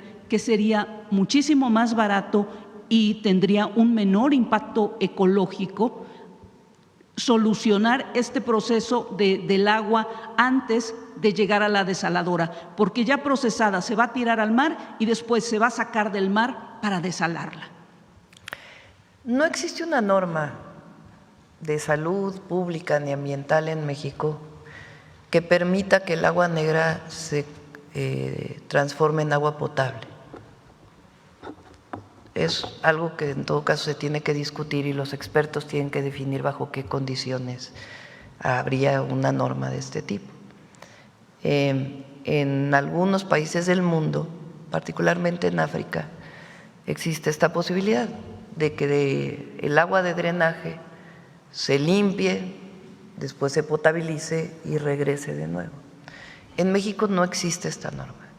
La única norma que existe es que el agua tratada pueda vertirse a un lago, por ejemplo, a una laguna, que permanezca allí durante algún tiempo y además con ciertos porcentajes y después potabilizarse. Esas es hasta ahora las normas. Tendría que haber una norma para poder determinar que el agua de desecho de Tijuana pudiera utilizarse de nuevo como agua potable y tendría que garantizarse evidentemente la calidad. Entonces, hoy por hoy no se podría. Tiene Secretaría de Medio Ambiente con Secretaría de Salud que trabajar una norma de este tipo. En Querétaro, uno de los proyectos era precisamente esto. Hay áreas en nuestro país donde sí se puede, por ejemplo, la presa Madín en el Valle de México, que recibe agua pluvial, muchísima agua pluvial y algo de agua de desecho, se estabiliza y a partir de ahí en cierta época del año puede potabilizarse para entrar nuevamente a las redes de agua potable. Entonces, eso es lo primero. Lo segundo, hay un estudio muy detallado de que en efecto, aun cuando se mejorara la situación de fugas en Tijuana y Rosarito, de todas maneras hace falta más agua por el crecimiento de la población. Tijuana hoy es creo que es si no es el municipio con mayor número de habitantes, son 3 los de mayor número de habitantes. Iztapalapa en la Ciudad de México, que es alcaldía, Ecatepec en el Estado de México y Tijuana, son los 3 municipios con más habitantes en el país. Tijuana por lo menos tiene los habitantes de 18 y más años, o sea, tiene más habitantes de 18 y más años. Tijuana es el municipio donde más votantes hay de todo el país. Entonces ha crecido mucho Tijuana y toda su zona metropolitana y requiere en el estimado, además de mayor crecimiento de este municipio, que se requiere más agua. Entonces el estudio de la desaladora y las condiciones en que tiene que darse por su impacto ambiental que pudiera ocasionar, se están revisando por la Secretaría de Medio Ambiente y se considera que es una opción viable porque de todas maneras se requiere más agua. Hay otra desaladora que está en Los Cabos, en Baja California Sur, que se está construyendo pues por necesidad de este municipio que también está creciendo de manera muy importante.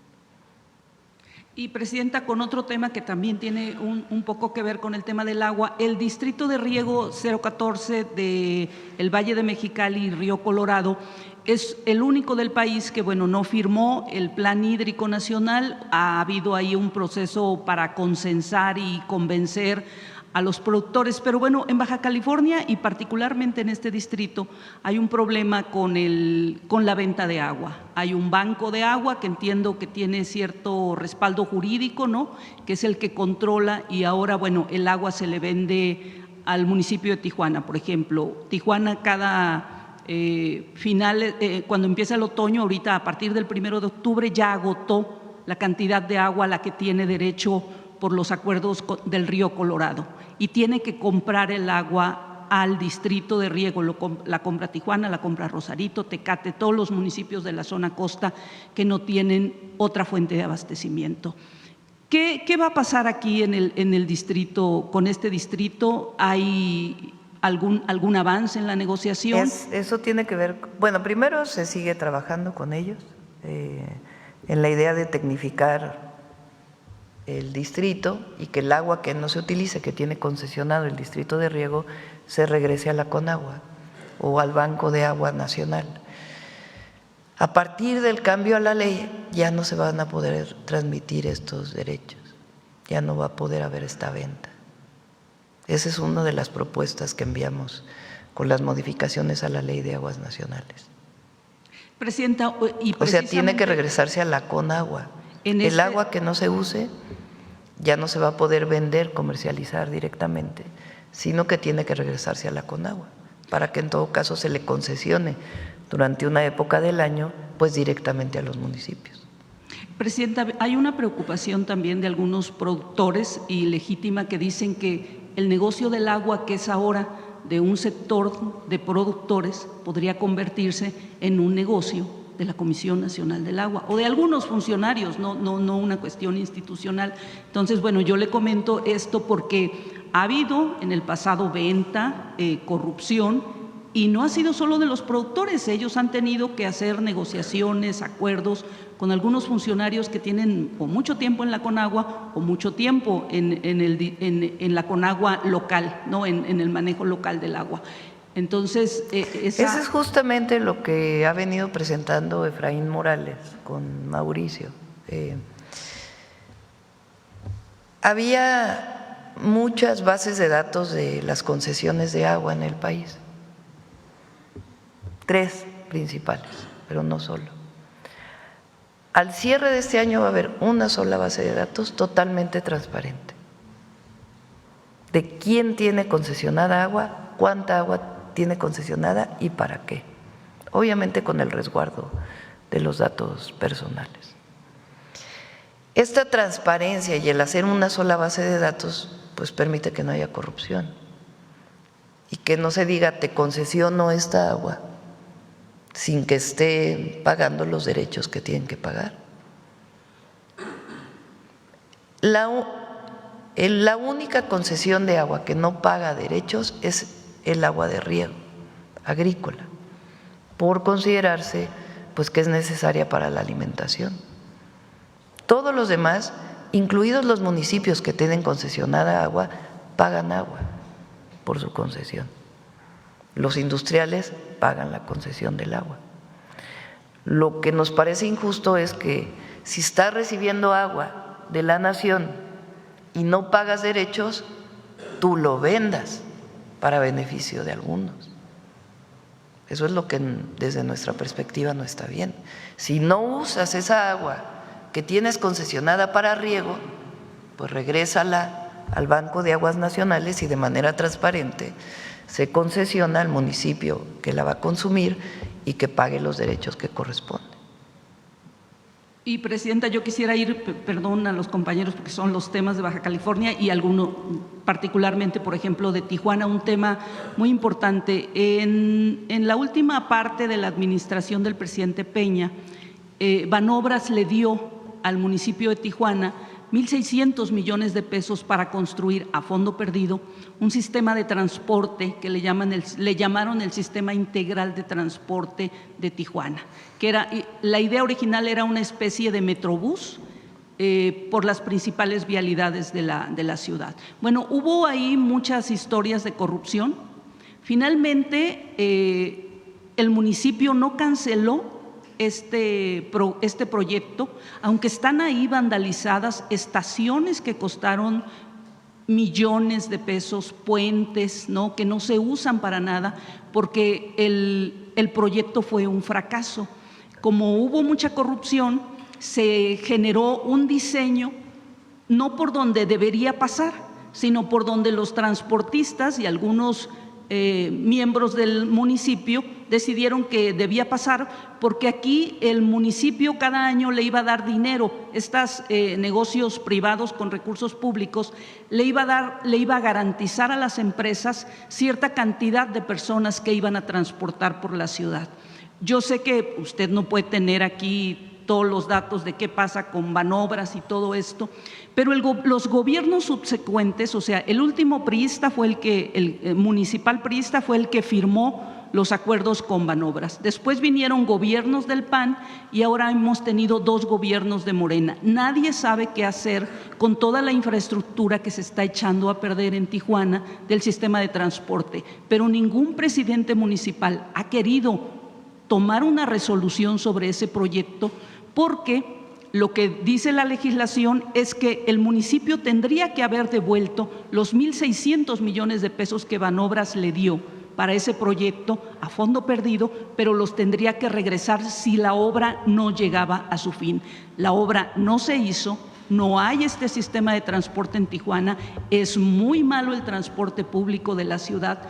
Y yo lo pregunto aquí, y me gustaría mucho, yo no vengo siempre, no, pero sí me gustaría mucho que en algún momento Banobras nos pudiera explicar cómo es que esto ha sido posible Y no porque yo quiera que Tijuana le devuelva a Banobras el dinero, pero son recursos públicos, Sí, son que sea 1.600 transparente.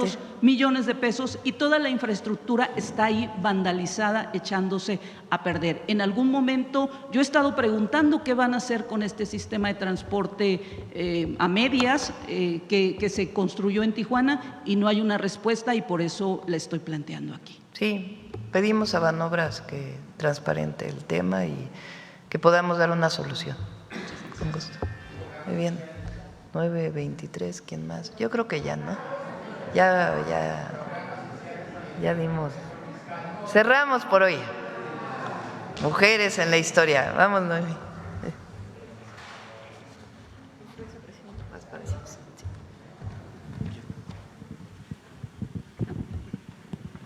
Buenos días a todas y a todos. La cápsula de hoy la vamos a dedicar a la heroína de Pátzcuaro. Esta es el monumento que se ubica en la plaza de Pátzcuaro. ¿Saben de quién hablamos? Gertrudis. Una de las que salieron en el grito. Exactamente. En la arenga del pasado 15 de septiembre escuchamos a Josefa Ortiz Telles Girón, a Leona Vicario, a Gertrudis Bocanegra y a Manuela Molina, la capitana. Gertrudis Bocanegra, conocida como la heroína de Pátzcuaro, porque fue el espacio donde un 11 de octubre, es decir, en un par de días, fue pasada por las armas. Conozcamos su historia.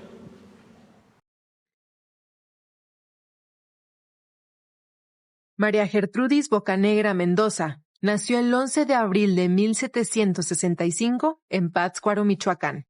Su padre, Pedro Javier Bocanegra, era un comerciante español, y su madre, María Feliciana Mendoza, una mestiza descendiente de un cacique indígena.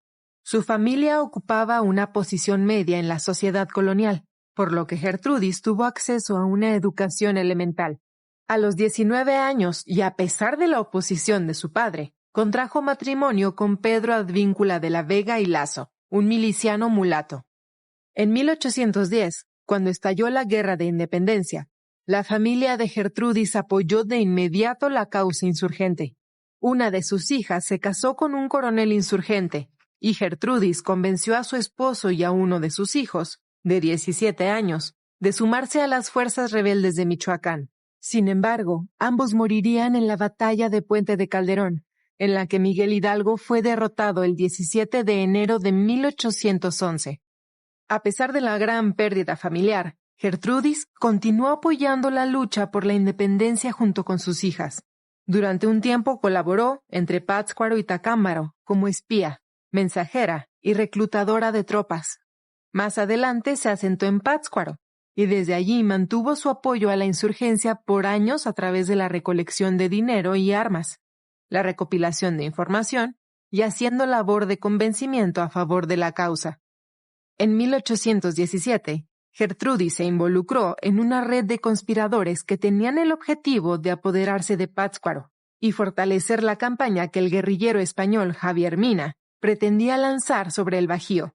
Los involucrados en el proyecto intentaron convencer a soldados realistas de cambiar de bando y sustraer armas de los almacenes del gobierno.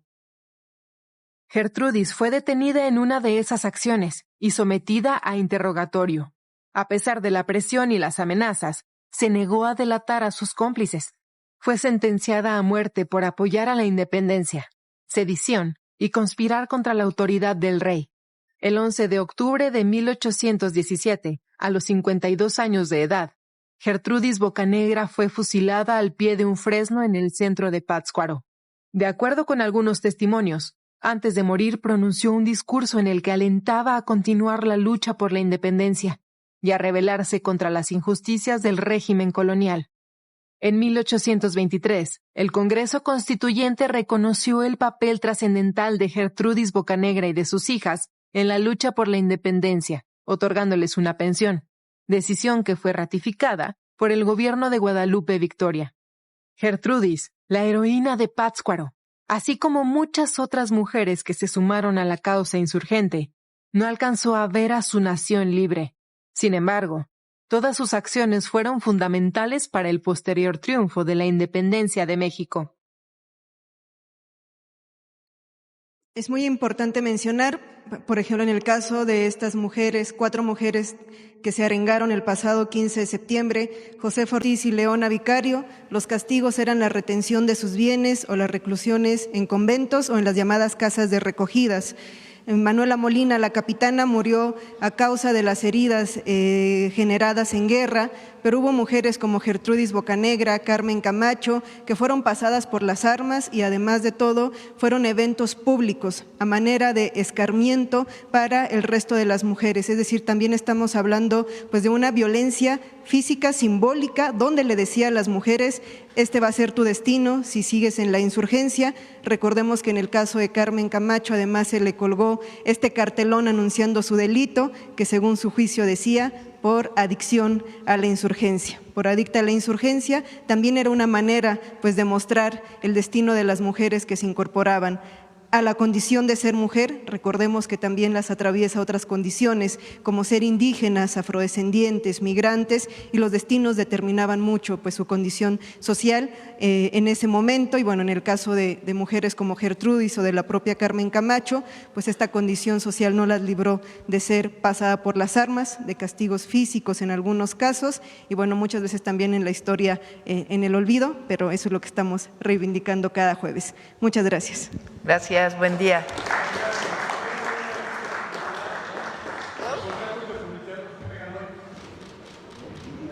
La semana que entra, Luz.